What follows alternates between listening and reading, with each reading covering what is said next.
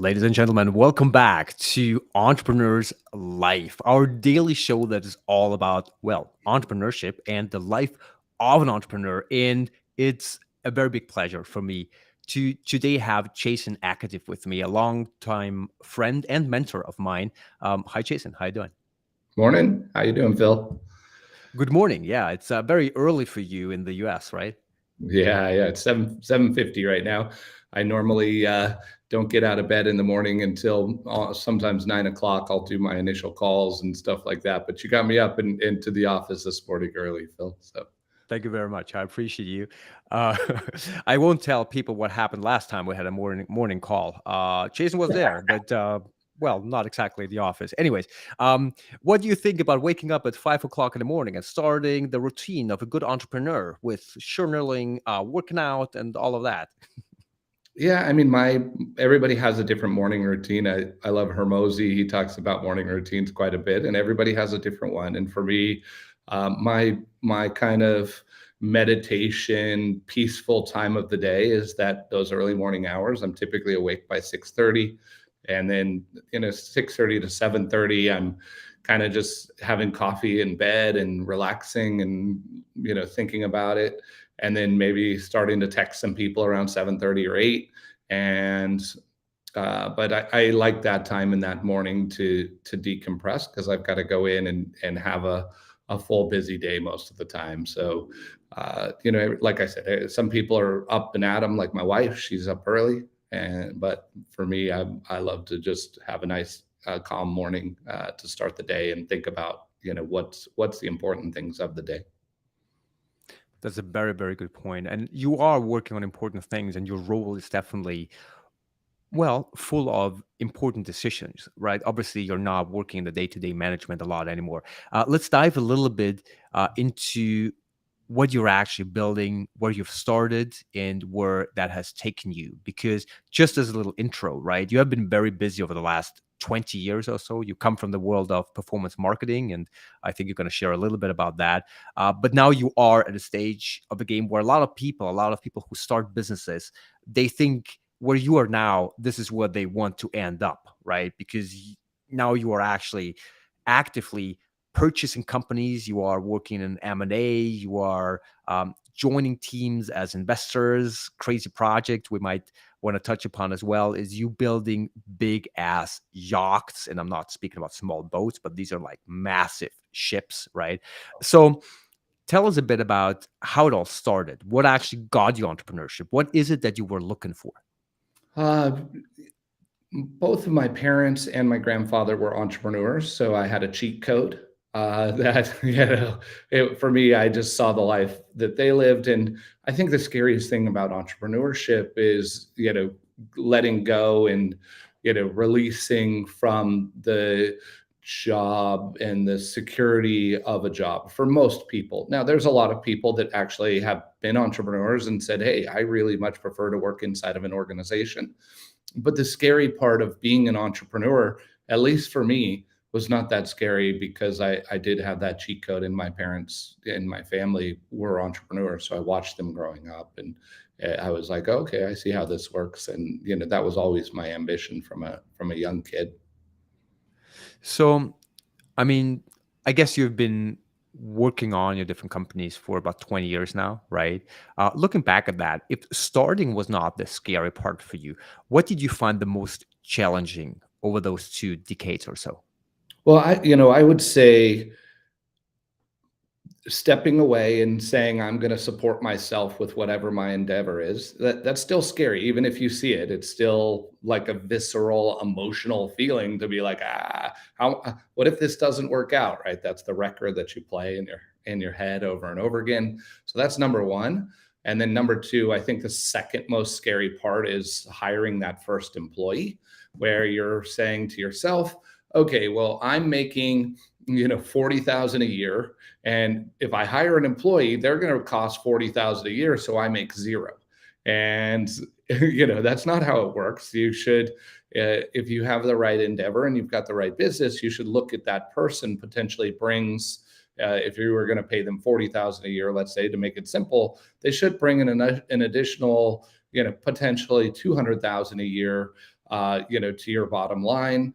So if not, then you need to look at what is your business and what is it doing, and then do you have confidence that this person can bring that value to the table? And if not, then you need to think about how do you structure things in such a way, or how do you change your strategy, or how do you improve your efficiencies and so forth. I remember a conversation we had in Bangkok a couple of years ago where you were talking about that first hire and what kind of person your first hire as an entrepreneur should be. Do you remember and I what's your do. take on this? Yeah, I mean, obviously, the first hire that everybody wants to make, at least in our world, is somebody that's going to make them more money, right? So if you're a media buyer, you're like, oh, I just need to hire another media buyer, and then we'll make a lot more money. For me, I think of business in the sense of systems, operations, um, KPIs, roles and responsibilities. And for most entrepreneurs that I find, right, you start doing a thing, it starts making some kind of money, and then you're like, okay, well, I just need to do more of this thing. And for many, many years, I did not hire operational people inside of the business. And as I look at things today, as I look at any new endeavor, the first part of the business I think about is operations. So a lot of times when I'm making a small investment into an entrepreneur, we were talking about a coaching, short form coaching business that I just bought 51% of. The entrepreneur is very good at the coaching piece, and he's very good at selling and getting clients in. But the first thing I'm equipping him with is an operations person to say, okay, what are all the onboarding systems? As we bring on more coaches into the business, what is the profile of the person we're looking for? And then, how do we onboard them? And then how do we get quality feedback from the clients that person is working with, whether it's through a survey-based system that's like an NPS score or something like that. Great. And then what is the editing systems? Where does that go into? What is the technology in order to support all that stuff and so forth? Because it's like, okay, we've got the clients that want the service. They're happy with the service, but now we need to say, how do we scale this thing? If we want, the way it looks right now, we can handle maybe 10 or 15 clients a month. So how do we make it handle 1,000 clients a month? And that's where you get into that operational piece. Oftentimes the entrepreneur is not an operational person. They're much better, they're more whimsical as a visionary, and they see the opportunity and they're chasing the opportunity. You need to be paired with an integrator that can build those systems and efficiencies out inside of the business, while you, the entrepreneur, or the entrepreneur you're investing is out chasing the dream. You just very, very interesting. You just mentioned opportunities, right? So let's dive into this. What do you believe now in May 2023, right? Right now, what do you believe are probably the biggest opportunities for people who want to start and grow in business this year? If we talk about the affiliate world in particular, I would say pay-per-call is really a big opportunity. Lead forms was what was big for quite a while, but as more vendors realize it takes a long time to call that data and your connection rates are low, I think the future is pay-per-call. And I'm seeing that as an ever-growing space. I'm seeing people in pay-per-call doing extraordinarily well, much like I've seen across many verticals over time. So we're doing a lot in that space. We do a lot in the mass tort space, which is legal lead gen. There's obviously a tremendous amount of opportunity in, again, I'm primarily focused on the US market. I see tremendous opportunity in anything as you look from a more macro level, and you see the economy deteriorating to a certain degree. You've seen the debt levels increasing. You see credit card debt increasing. So as we move along and people, subsidize this life that was supported potentially by COVID funds or whatever else it might be, they've reached a certain lifestyle level. And, as the economy changes, those COVID funds dry up. they now need to support that lifestyle level. So they're putting it onto credit cards. And we see a massive increase in credit card debt in the US. So anything that plays into the debt settlement space, anything in subprime, I think potentially shortly we're going to see a resurgence of, buy my home for cash type stuff. Potentially people that have to move and want to do a seller carry. So there's all kinds of different spaces. As you look at where the economy is going, things don't stay the same. They change. So that's typically how I'm looking into the future. Another thing for us is anything that's government subsidized, we like as well. So solar, and these types of things. Interesting. Okay. So you do a lot of acquisitions lately, right? You act as an investor, right? Sometimes, as you mentioned, you actually take a majority share. Obviously, understanding the business model that you get yourself into is very important. When you acquire a business, how do you evaluate the opportunity, and what is it that you're looking for? For me, in past years, I've made many investments as your more traditional startup, tech startup, high flyer, hoping for a big return. Honestly, for me, those deals almost never worked out. I did have one deal work out with an old friend of mine. Um, However, the stuff that it's interesting to me now is, where is there an amazing entrepreneur? They've got some kind of traction going. They have a business that's cash flowing and profitable, but not scalable from where they can see, because they don't have the expertise in order to scale the operation and the organization of it. And I think that's where I can be super beneficial, right? It's like, oh, okay, great. There's a thing going on here. It's making some money. Okay, how do we extrapolate? And the thing that I find entrepreneurs do a lot is they have the shiny bauble syndrome, which, oh, and I could do this, and I could do this, and I got to pay my bills, and whatever I've got to chase. And what they don't realize is every one of those things they chase distracts them from the most important and best thing they could be doing at the point in time. So, for me, I look more, and this is whether you're acquiring businesses or whether you're advising, being an advisor. I'm an advisor in some companies, but I'm looking for that entrepreneur that has the opportunity, that really can't see. Sometimes I'll go in and they're doing 5 things, and I'm like, okay, how does this work? How does this work? How does this work? How does this work? Okay, and so this one is way better from my view than all the rest of these. How do we go hard on this specific one? And then how do we build operational systems? And then how do we 100x this piece that would be extraordinarily profitable as we scale it up? So, I think people, especially from the affiliate world and stuff like that, really undervalue advisors, and being able to tell them, I've been where you are. You're chasing opportunity, but chasing opportunity isn't necessarily where the money is. The money is deciding where the biggest opportunity is, focusing on it, and then going all in on that endeavor.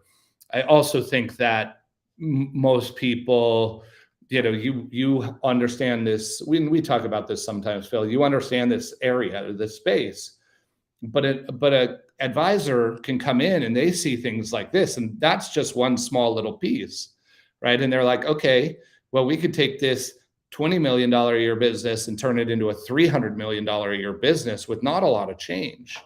And I think the entrepreneur, money hustler, chaser person really they're not able to see that. So where an advisor, whether it's me, somebody else, can come in and give them advice on, okay, wait a second, let's just focus here, let's build a list, let's think of things quarterly rather than hitting F5 all day. What money am I making? Do we have a real business here, and how do we scale it? Is, I think what somebody that's an advisor or whatever acquirer comes in and brings to the table. Absolutely. I think that's very very valuable advice. I just see a lot of people like being all over the place, and obviously I know that from myself as well. Sometimes you just have a lot of interests, right? And you believe you can do a lot of things at the business at the same time, but more often than not, obviously it is a distraction. More often than not, when you are an entrepreneur, especially at an earlier phase, you just don't have the processes in place, right? So you get totally distracted Opportunity because costs, right? It's all exactly. opportunity costs, right? Like everything that you decide to do is opportunity costs and does not equal net zero. Like everybody says time and time again, focus, focus, focus, focus, focus, right? And it's like, yeah, I'm focusing on five things. It's like, no, diversification is great once you have the infrastructure and the team and the systems to run one thing. Then and only then can you potentially go think about doing something different. Absolutely. I've heard that the word priority does not have a plural, at least in the old Greek. I don't know Right. if anybody listening to this is Greek. Teach me if that is true or not, but it does make a lot of sense to me, right? There's only one priority. Okay, we have only a couple minutes left, but Yep. I wanna touch upon the idea, the concept of focusing, and then also mention that you do invest or engage and focus at quite a number of different projects. One of them is actually the one building yachts. So how much do you actually combine business and pleasure? How much do you think it makes sense? All that follow your passion kind of thing. And has that been something that made you more successful? Has made your life better, or was it more of a distraction? Uh, I'm at a different stage in my journey, Phil. Than I think a lot of early entrepreneurs, right? Like I'm looking for entrepreneurs that have been doing something for 5 or 10 years. They're extraordinary at it, and they see an opportunity, and it's a cash flowing opportunity.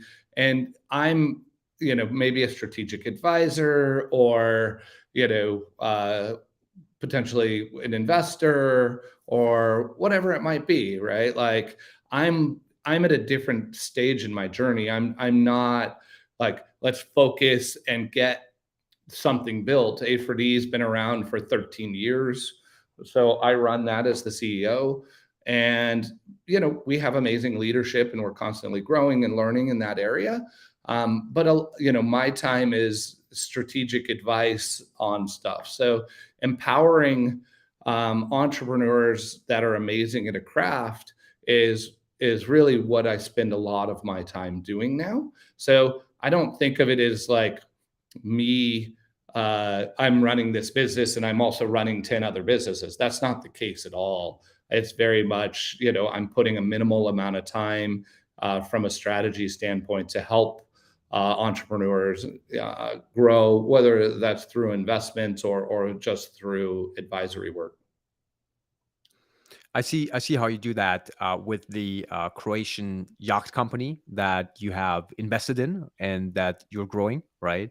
And that actually, I find that very amazing how you actually support um, a young entrepreneur there who is actually leading the company, but at the same time, you're not just a person providing money. It's not even just smart money, but you are very much engaged in helping that company grow. So I think this is a very interesting model for people once they have exited the company and have the cash available, or they have put themselves into a position where you're at, where you're still running your main business kind of operationally, right? But you have additional resources in different regards. I think that's a very interesting plan moving forward as well. And this leads me to my last question here, because a lot of people who might be listening to this, they're like, okay, I want to build a company. And then one day I'm just done, right? I exit or whatever. And this is my dream life then. Obviously, I know a lot of people who have done that and it did not really make them happy. What would be your advice for setting goals at a later stage, and how do you plan it out for yourself? What do you want to do the next 20, 30, 50 years? So I think a lot of that somebody has to get in touch with who they are and what makes them happy. I know for myself, uh, I love growth, right? Like I want to take on new things. I want to learn new stuff. And ultimately struggle equals growth, and growth for me equals happiness. So I'm constantly trying to do harder and bigger things because that's what really keeps me engaged and that's what makes me feel good. a lot of people, when they're in a moment of struggle, they feel like, oh, I'm in pain, or I'm in whatever. For me, when I'm in a moment of struggle, I feel like, oh, now I'm learning, right? This is uncomfortable. I like this. If it's comfortable for Yes. me, I'm like, well, this is boring, and I'm not learning anything. But everybody's Right. different. I don't judge people by what makes them happy. But I think it's really important for somebody to come to grips and to come to terms with what makes them happy. Because for me, my thing is growth. But for somebody else, it may be doing charity work and giving back. For other people, it might have something to do with their spirituality and religion and spreading that. So everybody has different things that move and motivate them. But I would correlate, being able to do bigger and bigger things for whatever motivates you. I think a lot of people go through the entrepreneurial journey and they're like, oh, I have pain and I hate, business, but, they just haven't put the right amount of time into figuring out how to remove themselves to a certain degree, put leadership in, go through that next level of struggle. And it is really a next level of struggle. Thank you very much. That was great. I'm very much looking forward to see you grow even further over the decades ahead, right? Struggle a lot, and grow with that. Thank you for making me part of your journey, Jason, and thank you so much for joining us here for Entrepreneur's Life. Sure, Phil. Thank you for having me. All right, ladies and gentlemen, follow us for more. We're back tomorrow, and today this was Jason Akatiff. Thank you so much again, Jason. Thanks, Phil.